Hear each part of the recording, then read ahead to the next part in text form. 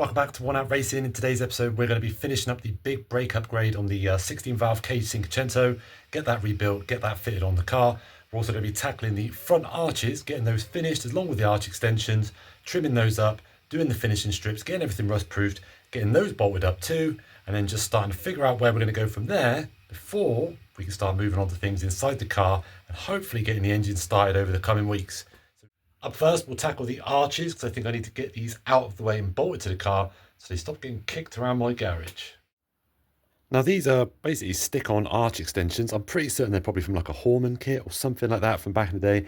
I actually pretty like them, especially with the wide 14s that I've got on there. They should sit pretty good. There's a couple of things I don't like. One, they're red, so that is getting changed. Secondly, I don't really like this rubber strip. I think it's too thick. I think it needed a much smaller one on there.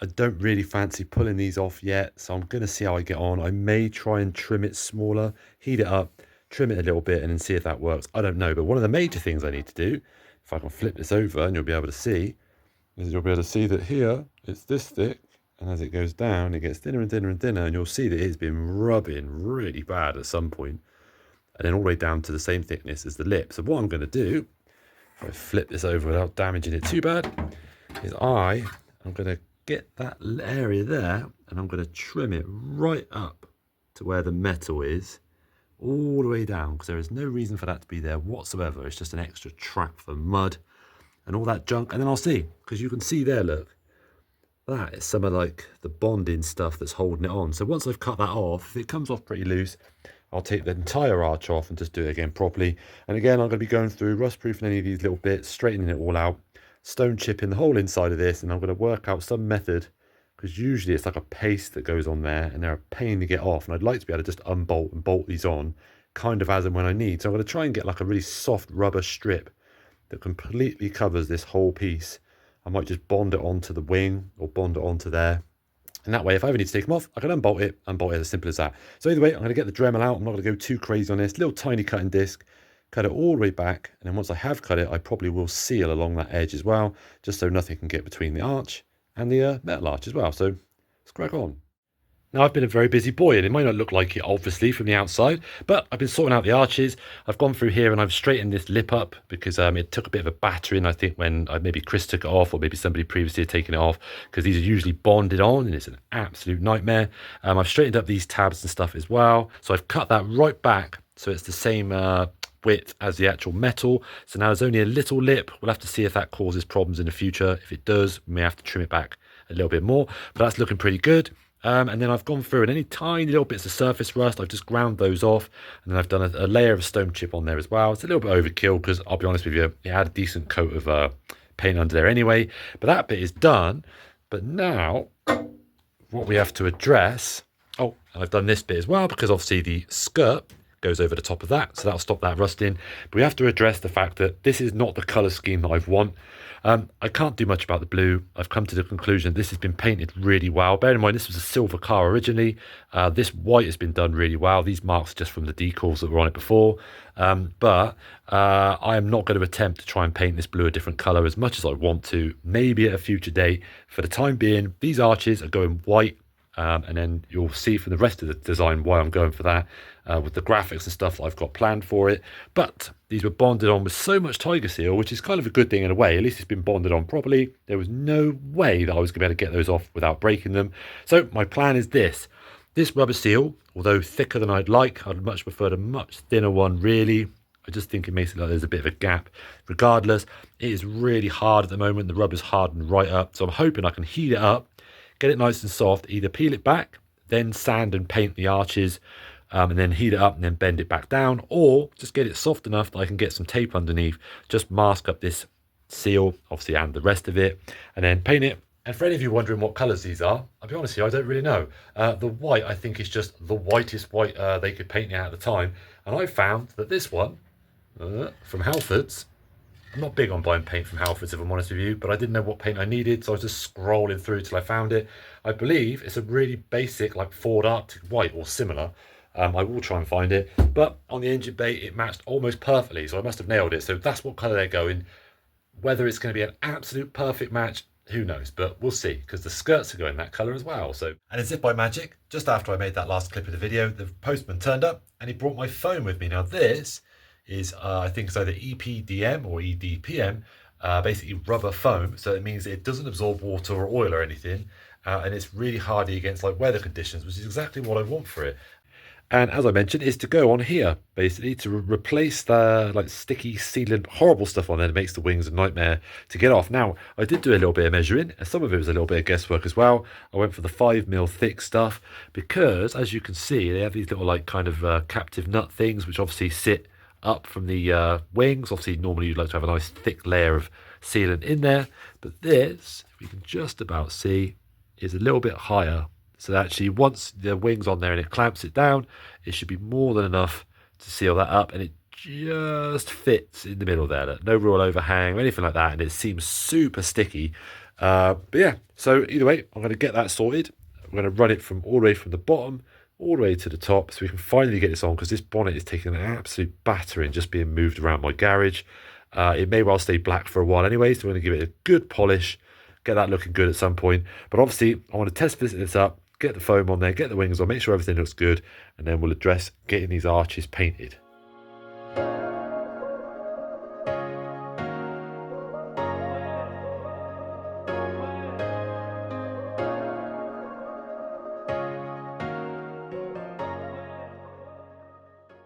By the way, please ignore this red strut base. I just put it in there to take a photo of it so I could stare at it and see what colour it's going to be. It's not going to be red. I don't know yet. It might be yellow, might be white, might be grey. Can't decide. That's why I took a photo, so ignore it for now. But here we go. Don't forget, we are talking functionality here, people. This has just got to be sealing this wing, making sure that it doesn't turn into a rust trap. But otherwise, this stuff has turned out to be great. Obviously, as with all these jobs, the further I went, the better I got at it, trimming these round here and stuff like that. This one as well, I just did a pencil line where the arch goes right up to, so it actually comes out and around this bit. So again, I needed to make sure this bit's sealed up, because, you know, again, this is less than likely to get any water and stuff in there. But otherwise, like I said, with the arch liners and stuff in, it's not going to have a huge amount to do. So I'll do the same on the other side, and then we'll get these sort of at least temporarily bolted up, and then we'll crack on with everything else. And there you go. You know, get the point. No sealed rubber line, everything's good. Now, I will be ordering some more of these gold bolts, or at least maybe some other bolts, I don't know. But either way, I need some with slightly bigger washers. I haven't got any, so I've just stuck a couple of bolts in there for now. So I'm going to be finishing off some stuff with the arches in a minute. Once I've done some other bits and we got some nicer weather, we can start painting those and the side skirts.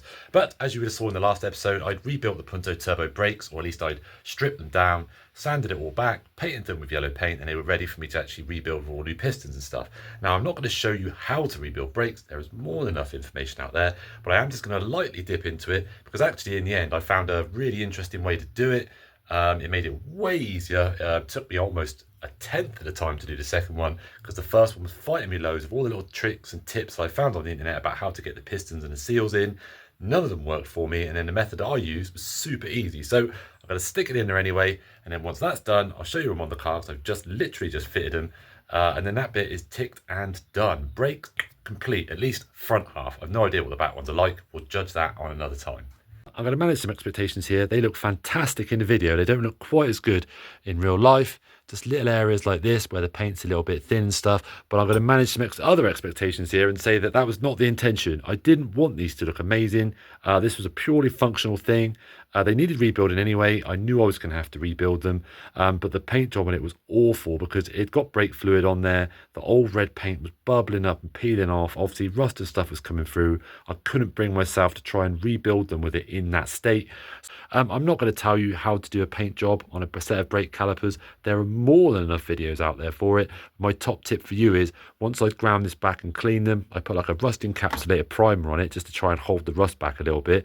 But then I'll do like a white primer as well, just a light mist in a white primer, because then what you'll find is, as you can see with this, you get a proper bright, vibrant colour then. If you're doing it red, yellow, green, whatever, obviously unless you're doing it black, it just means that you're going over the top of white and you don't get that weird kind of dark version of a colour. But regardless, these are good enough. So I'm going to grab the box of stuff and then we're going to start putting them back together. And it's actually pretty straightforward. And the main thing I was struggling with is getting this seal onto the actual piston, and then everything in place so everything seats on the little rings that go around. I'll grab the other caliper, but if you could just about see inside there, you've got like a little groove that runs around the very outside and a little groove that runs around the inside. Now the inside one, that's nice and easy. That is just a rubber ring, which I'm going to grab right now. There you go. I just put some of the grease they give you with this on this, just cover it, to make it easy getting the piston in later on. That just pops in. That is not a problem. Now, the main thing is this only just about fits past that rubber seal, obviously, because then when you press the brakes, you don't want all that brake fluid coming out the other side. But what you need to be able to do is you need to be able to put this onto here and then get this tiny little lip to sit inside that outer ring that I just told you about. Sounds simple, but if you put this on there and then you push the piston in and then try and get that seal on there, it is near on impossible to get it in, because again, it needs to be kind of liquid tight, airtight. If you put this on first and then try and put this on, again, all but impossible, because it's supposed to be sealing it. That makes it really, really difficult. So I've got a method for you. Get this greased up. Don't use a lot of it. I nearly ran out. Get this greased up first. Get this greased up first as well with the proper stuff. Don't use anything else because it will contaminate your brakes. Push it over the top like this and you'll see, look, see how that lip is starting to come up? Now I've got exceptionally greasy hands now, so it's going to be tricky. So there you go. See how that lip is there? It kind of seats in this little ring around there anyway. So now you just need to keep your fingers over like this and then push it, all being well, back out. That's going to want to keep on popping back up. See, now again, you've still got that upper lip, and then you push it down until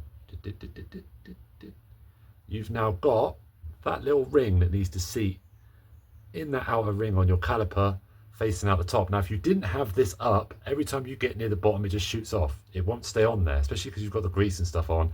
It's just going to keep pinging off. So now, very gently, you need to put this in place, hold in this top bit if you can, and again you'll figure it out. Go bottom first and then just slowly do it, and eventually you'll hear this go like, it'll be popping in, and then you just put your hands on, squeeze real tight and get the piston going from there. That's the theory. You'll get it once you start doing it. You will understand, but trust me, if you do that method, it'll be a darn sight easier than what I was trying for the first 45 minutes. So I'll polish these up. Hopefully I won't chip this one up as bad as I did the first one. There you go, just for a little visual, that's what you get. So now you should be able to pull this back very gently, and that little ring shouldn't come back out of its little seat. And obviously if you haven't got such greasy hands, you can spin this round now and just make sure that is seated all the way around. And then once you push this piston in, as soon as this top bit goes into this little collar here, then that'll fold back in on itself. Bob's your uncle. There you go, just like that. I haven't pushed it all the way back in properly yet, but that gives you an idea. And I promise that genuinely took me about a minute and a half. So 45 minutes, minute and a half, always the way. When you've got a job that you have to do on both sides, one is going to take you 1/10 of the time as the other one. And now I've told you, you can do the same thing and save yourselves any problems. And how do they look on the car? Well, like that.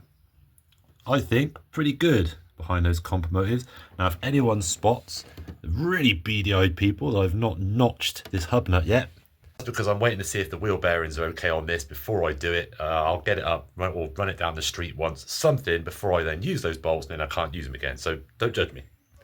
And now on to the job that, I'll be honest with you, I've been putting off heavily by doing all these other jobs, and job's a job. If I'm ticking it off the list, the car's getting more complete, but I'll be honest, I've been putting off the wiring for a long time. You will remember I said my mate Nick's got an adapter that I was hoping I could borrow from him.